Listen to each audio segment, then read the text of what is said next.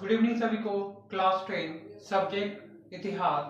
आज चौथा जो अध्याय है औद्योगिकरण का युग, उसके विषय में जानेंगे। तो शुरू करते हैं। औद्योगिकरण का युग, इसे इंग्लिश में द एज ऑफ इंडस्ट्रियलाइजेशन कहा जाता है। तो सबसे पहले इनका मुख्य परिचय जानेंगे। मुख्य परिचय क्या है? औद्योगिकरण का अर्थ हाथों से बनाने वाले सामान की जगह मशीनों से बहुत वस्तुओं को बनाना शुरू कर दी गई थी और तेजी कर दी गई थी, जिसमें मशीनों का उपयोग ज्यादा से ज्यादा मात्रा में किया जाता था, जिसे हम औद्योगिकरण का अर्थ कहा जाता है। उसके बाद इसका शुरुआत जो हुई 18वीं शताब्दी में ब्रिटिश शासनकाल में इंग्लैंड देश में इसका उपयोग बहुत तेजी से व्यापार करने के लिए अंग्रेज सिपाही, अंग्रेज के जो शासनकाल थे वो लोग आए थे। अगला जो पॉइंट है, भारत में औद्योगिकरण से पहले स्थिति।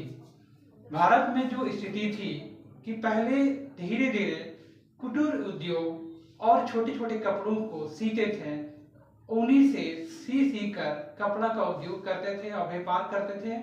तो इस प्रकार से भारत की जो स्थिति थी, उद्योग इस प्रकार थे। अगला जो बिंदु है, ब्रिटिश शासन और भारत का उद्योग, दोनों में देखा जाए तो ब्रिटिश शासन औद्योगिकरण का स्थिति जो थी, मशीनों का उपयोग ज्यादा करते थे और भारत का जो उद्योग था वह कम से कम मात्रा में मशीन का उपयोग करते थे। इस प्रकार से दोनों स्थिति इस प्रकार से थी।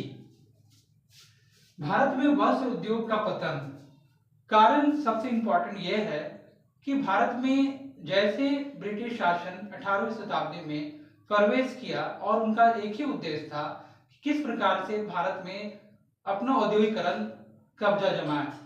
इस प्रकार से भारत का पतन शुरू हो चुकी थी।